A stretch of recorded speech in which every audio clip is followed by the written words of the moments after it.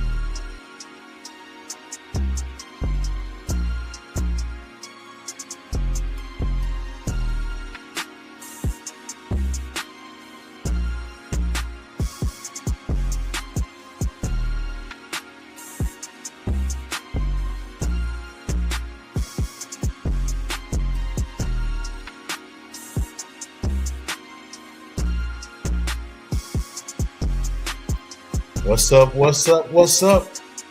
Chef Jeff, this is Dope Cooking Show. Look, you're here, you heard that I have a cooking show. It's called This Dope Cooking Show, an award-winning cooking show on the BS3 network. Whew. Okay, I'm here. We're not cooking today. Today is story time. I'm back on this side of the land of the living, and I am glad to be here. Whew. It's been a wild ride for the last few weeks, actually. Yeah, been the last almost month, but I'm back. I'm home. Okay, so all right, let's jump right into it. Story time. Okay, so there was a virus going around in my boy's school, right? I just had it first. Diarrhea, vomiting, throwing up, couldn't eat down, the works, right? He slept most of the time. So it lasted probably like 2 days, 24 hours, 48 hours, right? Then he got better and Jaden got sick. Jaden's lasted like 72 hours, right? Same symptoms, and somehow I got it. Well, I'm always trying to tend to make sure they good. They feel good. My mom did when I was sick, right? So crazy part about it is I went to an interview and I got some food. I'm like, all right, bet, cool, fine, no problem. So they gave me some food. I'm talking, and as I'm talking, eating, and I'm like, this don't taste done. Okay, well, let me just stop eating that, right? But I had tested enough of it. I think it could have food poisoning, right? Okay. Later on that same evening, I got super sick to the stomach. Start throwing up, all the same symptoms that my boys had. So I'm okay, well, I didn't got what they got. Oh, but it was so much worse. It was so much worse. So I got sick on like the 9th, right? So from the 9th to Valentine's Day, I was in the bed nonstop. Like, didn't get up to do anything. Like, just laid there. Got up to use the bathroom, drank some water, whatever, take some meds, try to feel better. That was it. Saturday, Doc was like, hey, bro, you need to get up out the bed. You need to start trying to figure out what's up, try to move around.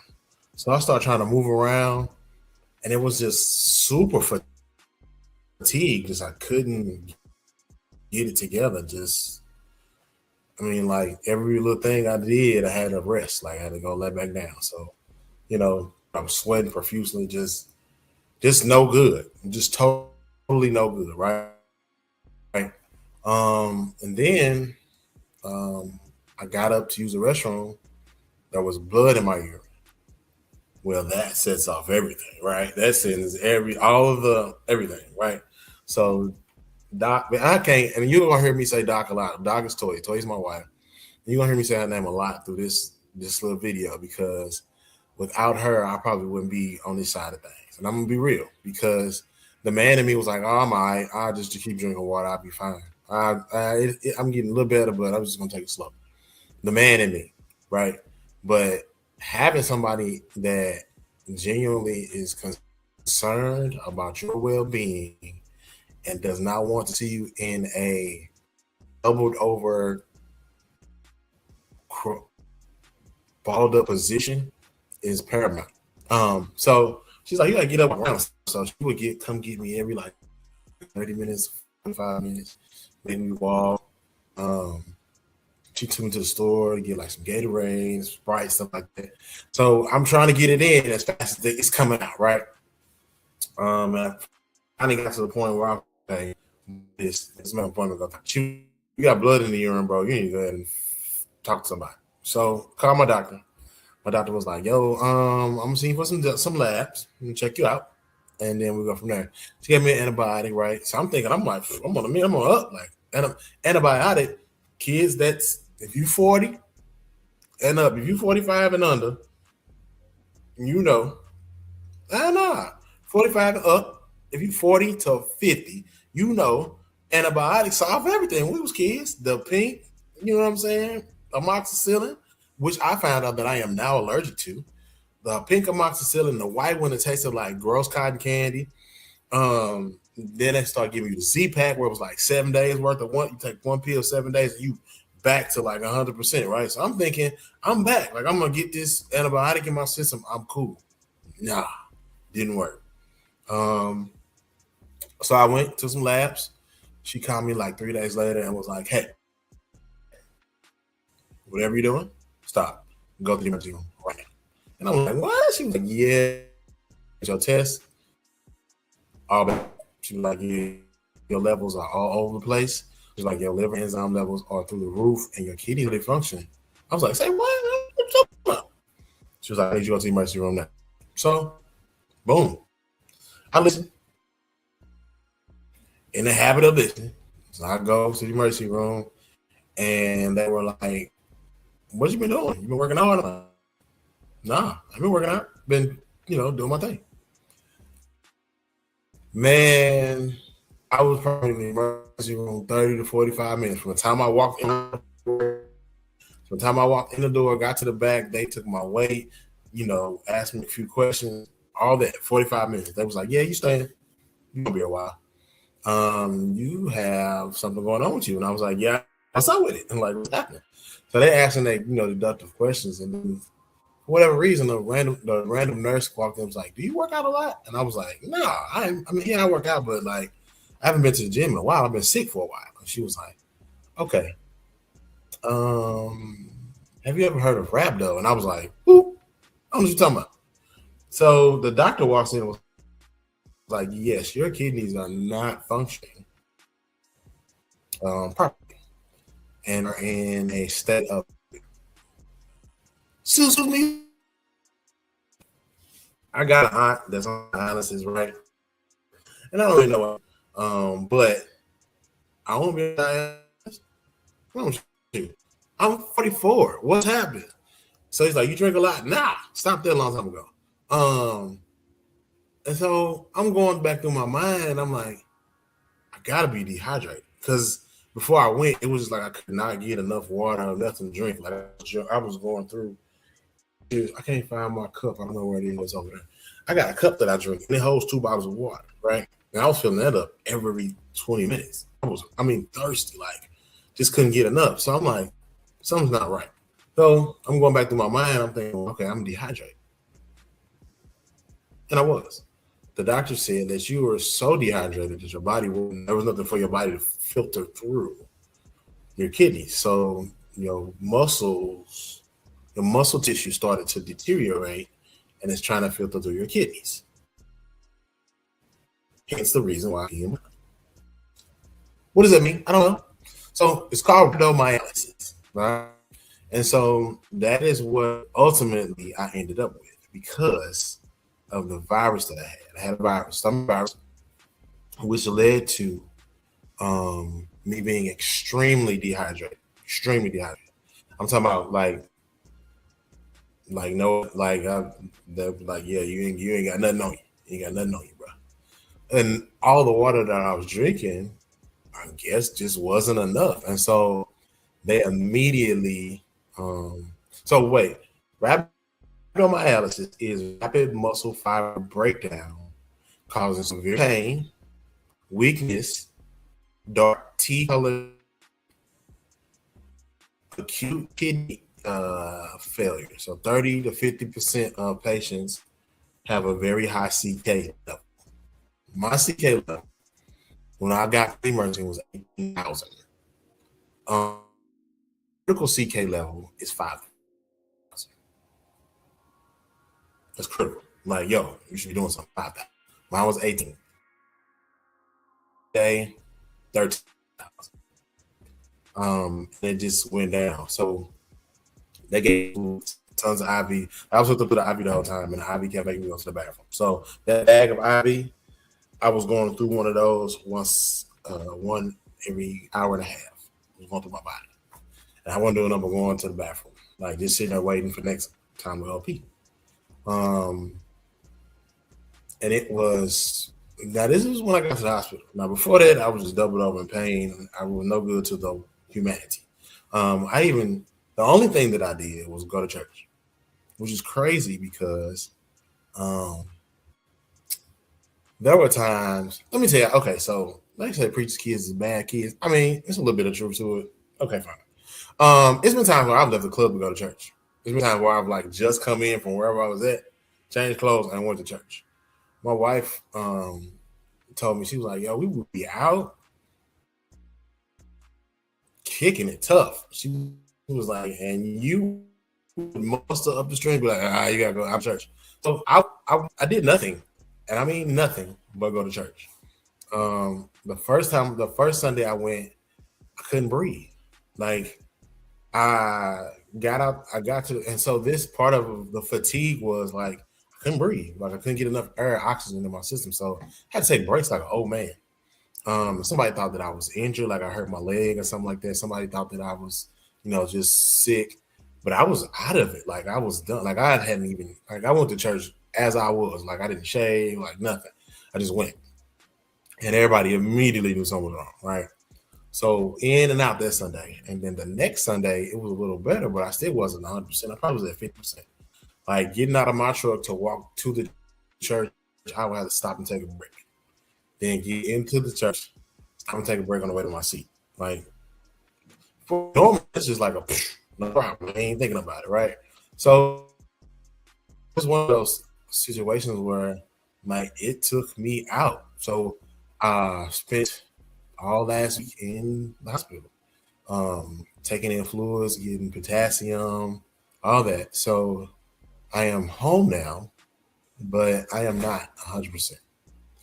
And it takes a lot of that because usually I just bounce right back.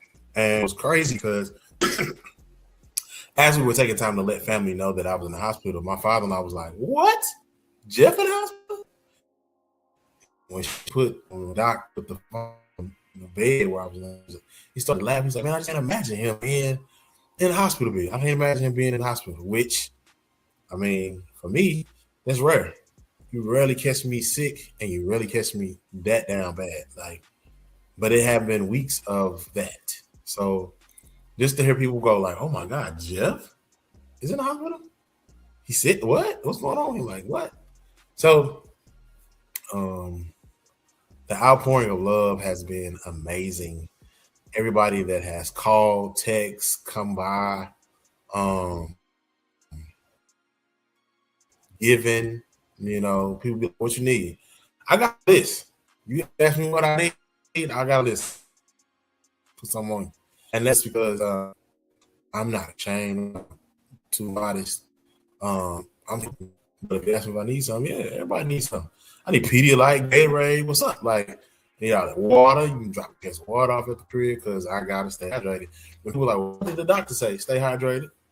That's exactly what they told me.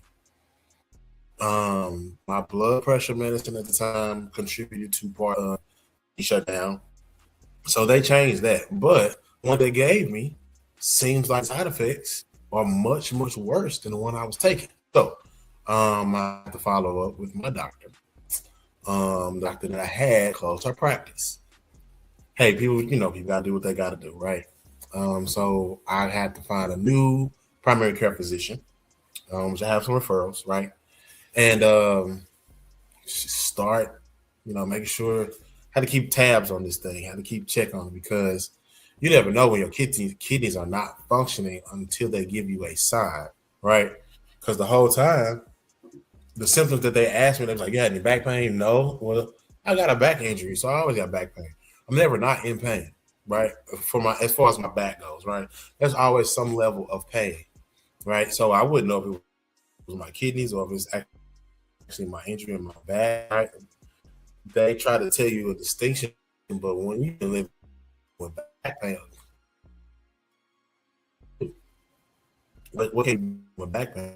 So, a lot of the symptoms that they were asking me about, I had early on, I thought were part of the virus that I had. Right? There was one night where I just hugged the heating pad and I just went to sleep, and I really thought that I had like cooked my inside because like the heating pad was so hot when I woke up. I was like, oh my god.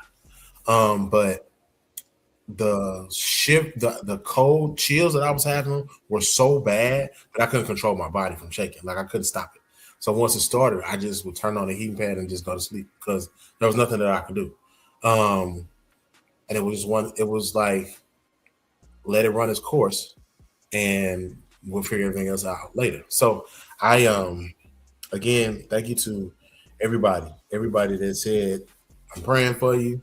Everybody that said I'm gonna send you a couple of dollars. Everybody showed up with something, fed my kids, fed my wife.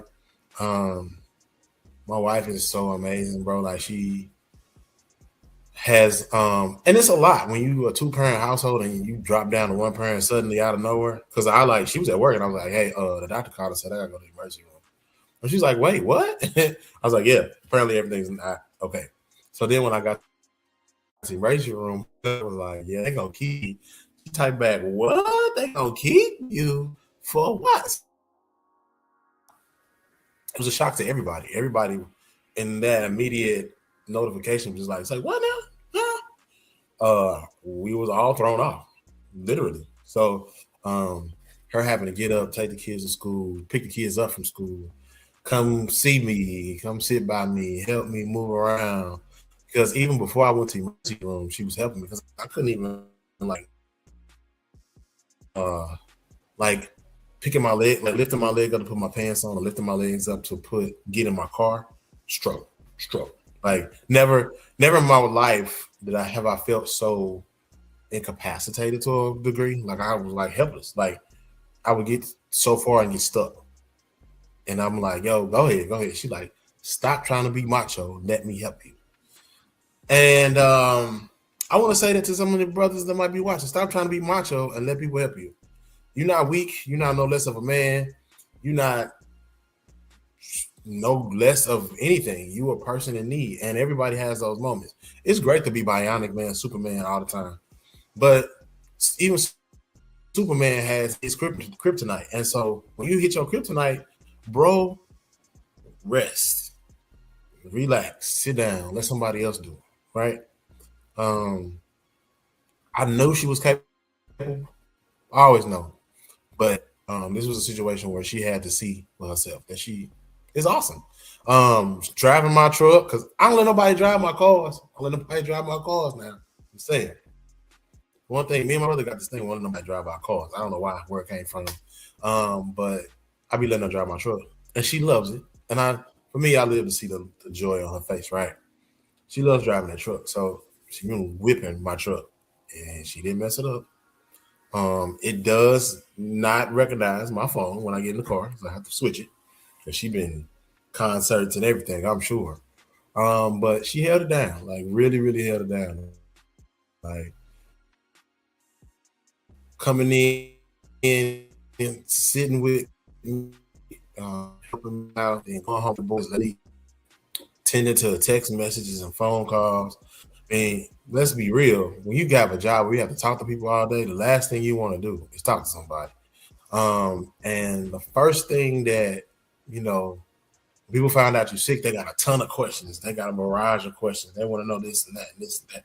What medicine, who is doctor, all that kind of stuff. And so she navigated all of that stuff elegantly because, like, that's just she's awesome. So shout out to you, Doc. I love you, babe. Appreciate you for helping your boy because I was out of there. Okay, so I'm gonna say this because I love y'all, right? But when people sick and they're in the hospital, the last thing you need to do is berate them with a bunch of questions as if they've done something wrong. I called my best friend. Nah, my homeboy.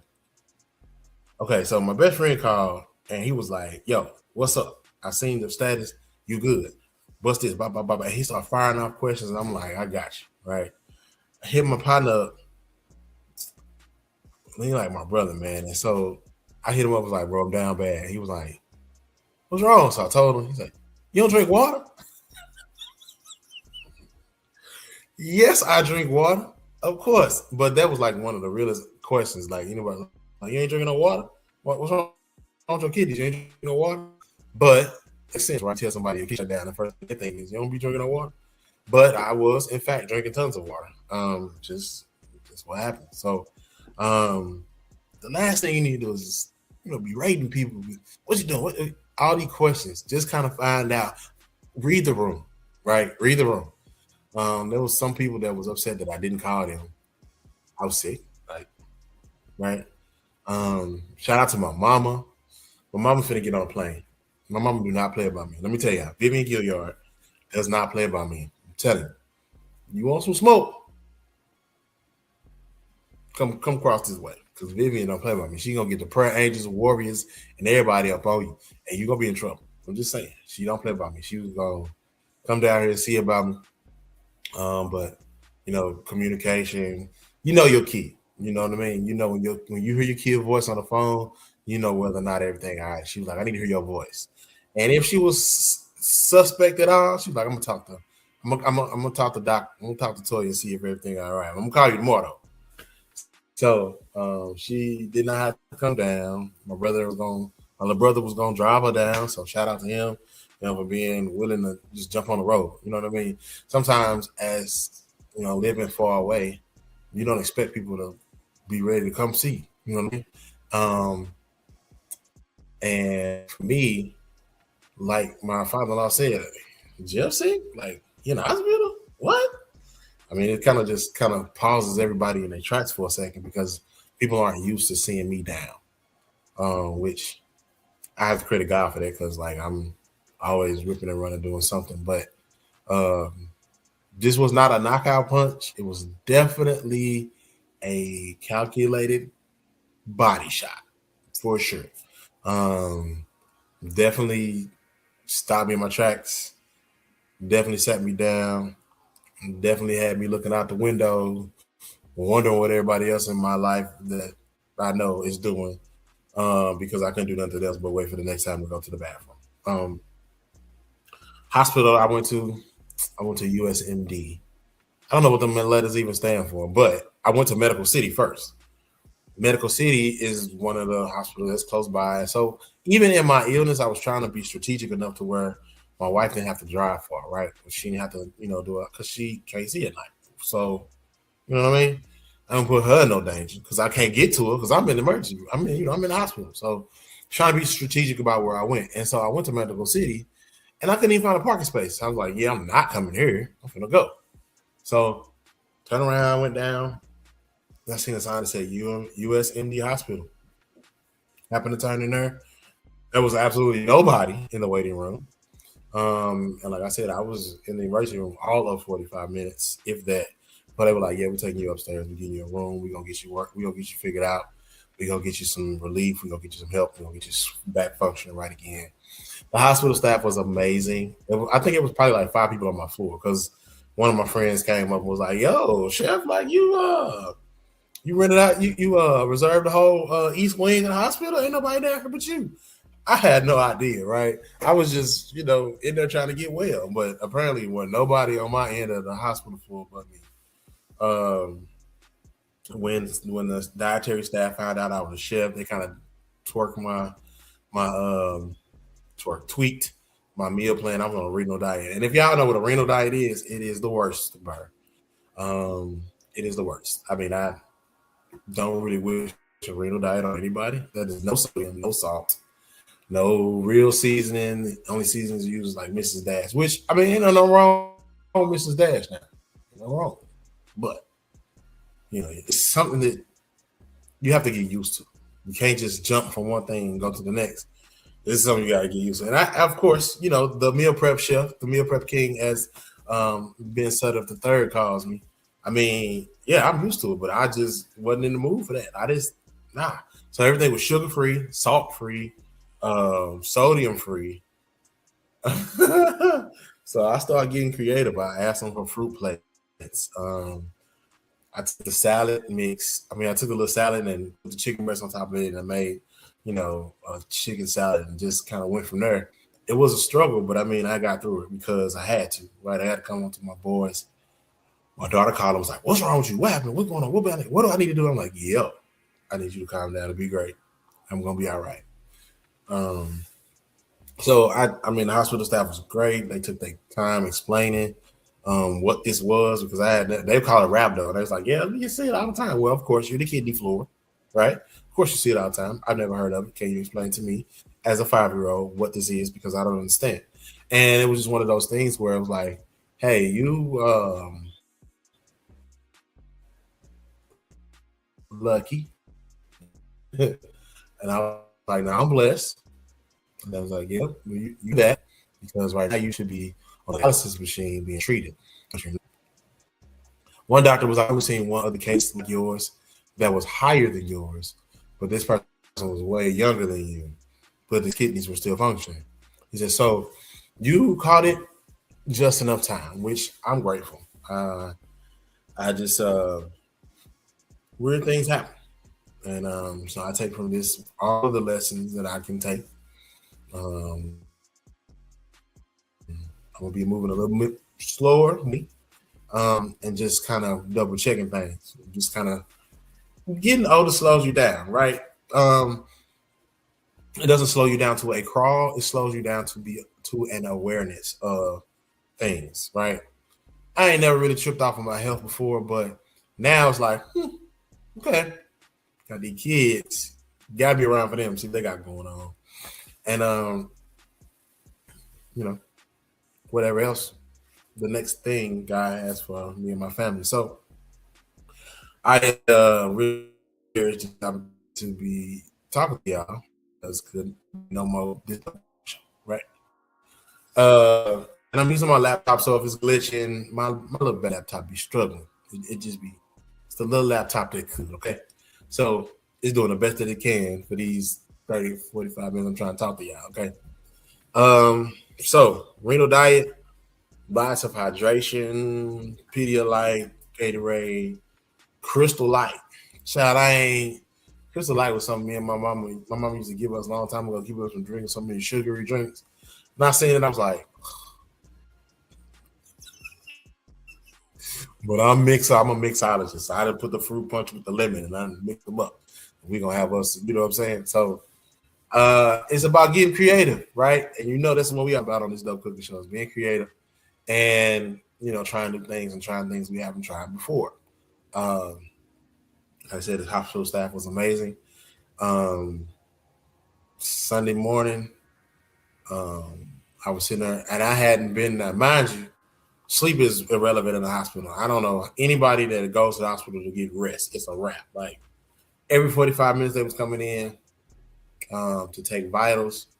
And mind you, my whole mission, they had me going to the bathroom. So if I wasn't getting tested, blood drawn, blood pressure, I was going to the bathroom. So it wasn't no point in going to sleep because I was going to have to get up and rush to the bathroom or kill myself, and that's not something that I want to own. So yeah, I am on we on the up swing from this down hill roller coaster ride we took. So we gonna be trying to climb back up. Slow and steady wins the race, of course. I'm gonna always be who I am. And just that. So I wanted to get y'all this video to let y'all see that I am still alive. I am okay, right? I'm still in my space. God is still good. And yeah, it's just been a wild ride. So um I'm learning potassium, what things are high in potassium or that help with potassium absorption because my potassium was low. So I feel like anytime I get up and move around, I feel like I'm having a Charlie horse. You know what that feeling feels like? You're like, oh, so that's why I say more deliberate movement, slower movement, right? Um, just taking it one day at a time until it's time to do what we got to do. So people ask me when I'm going back to work. I'm going, I do. Leave me alone. Um, and it never hurts to have FMLA handy. I learned a long time ago. Fill out the FMLA paperwork, have it on file. That way, if you should ever need it, it's already there. All I need was updated, and your job's protected to however long. If you're a good employee, I've had employees that used it to their advantage till it became their disadvantage, and I had to get rid of them because even though there are no really real restrictions on FML. You can terminate it based off of your company's guidelines. So they'll tolerate you. They'll tolerate you for a time, and after they get done dealing with your foolishness, they're gonna get rid of you as soon as they possibly can. So I've seen it happen. But words to the wise: fill out for the FMLA paperwork, have it on file, protect yourself. And if somebody gets sick, goes in the hospital, don't berate them with the questions. Let them give you the information. And I'm only saying that because people asked me what was wrong, and I had no answer. Had no answer, had no clue. Didn't know what was going on. I just knew that I was peeing blood, and my PCP told me to go to the emergency room because she didn't like how my test looked. So, and them to have you get your on file so you can show people what you got. I have Quest Diagnostics, so anytime I get all our recent stuff app in the and go right to it and show you what's going on. Show my doctor, show whoever's in the room what last set of tests that I'm taking. So that was a big being able to reference and look like, oh, your kidney not functioning. Oh, I'll be right back. Whatever number he looked at it on that thing, he was like, oh no, that's not right. So both of my kidneys. So I've had an ultrasound. I've had tons of tests done. My pancreas is good. My liver is good. My abdomen is good. My bladder is fine. My kidneys are functioning properly. There are no damage, no kidney stones. They looked at all of that. I don't have any of that stuff going on. It was just this rhabdomyolysis on to the end of whatever virus I had that took me out. So I am on the mend. If you see me, I'm recovering. So until the next episode of this Dope Cooking Show, I'm Chef Jeff. I love y'all. Thank y'all for being here. Again, thank you for every person that checked on me, called, gave me something, gave my wife something, told us we're going to be all right, told us we were praying for me, praying for us. Anybody that came by, because people took time out their day to come see. Folks was, I had one friend, he was on TV, I was watching him, and the next thing I know, he walking through my walking in my hospital room to come sit down with me. So being able to be present with someone means a lot. It gives them hope. It gives them strength that you don't know that you're giving them because they see you coming in upright. One day I'm gonna be upright, walking up out here too. And I did. I walked to the wheelchair. It's policy, I walked to the wheelchair. They wheeled me out of the hospital and then walked to my truck. Now I don't even think. I'm glad that they do have that as a policy because I don't know if I would have made that walk by myself as I think about it. But anyway, thank you again. Thank you from the bottom of my heart to everybody. We thank you. Doc, I love you. I thank you so much. I don't think I would have made this one without you. So thank you so much. To my kids, they just say everything. You know what I mean? But you got to explain stuff. You got to explain it to the kids because kids want to know what's happening. They want to know like, so why am I? Why was I sick? And I'm better, but you not better. What's up?